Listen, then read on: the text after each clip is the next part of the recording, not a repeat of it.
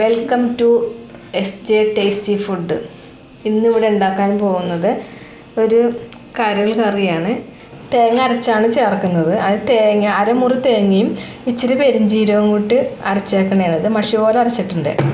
പിന്നെ 2 സവാള, ഒരു കഷ്ണം ഇഞ്ചി, ഒരു അര തക്കാളി, ഒരു 10 അല്ലി വെളുത്തുള്ളി, 5 പച്ചമുളക്, ഇത്രയാണ് വേണ്ടത്. ഇതൊരു 1/2 കിലോ ഉണ്ട്. 1/2 കിലോ ഇല്ല, തികച്ചില്ല. കരൾ ഉപ്പിട്ട് വേവിച്ച് അരിഞ്ഞ് വെച്ചേക്കണേന്ന്. പിന്നെ അതിനോട് മസാലകൾ, മുളക് പൊടി, മഞ്ഞൾപ്പൊടി, അതൊക്കെ എല്ലാം വേണം. അത് നമുക്ക് ഉണ്ടാക്കുമ്പോൾ കാണാം. നാടൻ രീതിയിലാണ് ഉണ്ടാക്കുന്നത്. ഞാൻ തേങ്ങ അരച്ചിടുന്നത്, തേങ്ങാപ്പാലല്ല. ഇത് സവാള ഇടാം. നമുക്ക് പച്ചമുളക് ചേർക്കാം. പച്ചമുളക് വെളുത്തുള്ളി ഇടാം. ഇഞ്ചി ഇടാം.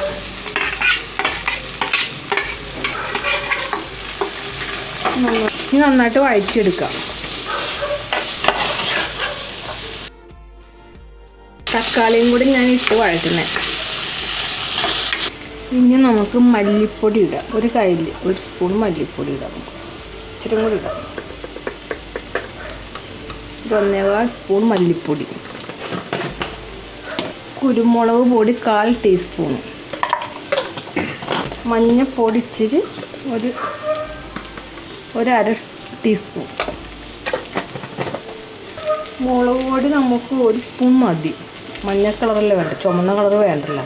അപ്പോൾ 1 സ്പൂൺ ഇട്ടാച്ചാൽ മതി. എല്ലാം കൂടി ഒന്ന് വഴറ്റും.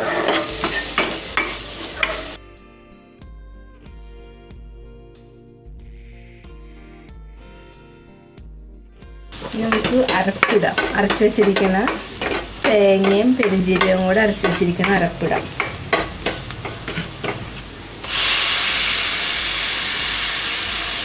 ആവശ്യത്തിന് വെള്ളം ഒഴിച്ചിട്ട് നമുക്കത് നീട്ടിയെടുക്കാം.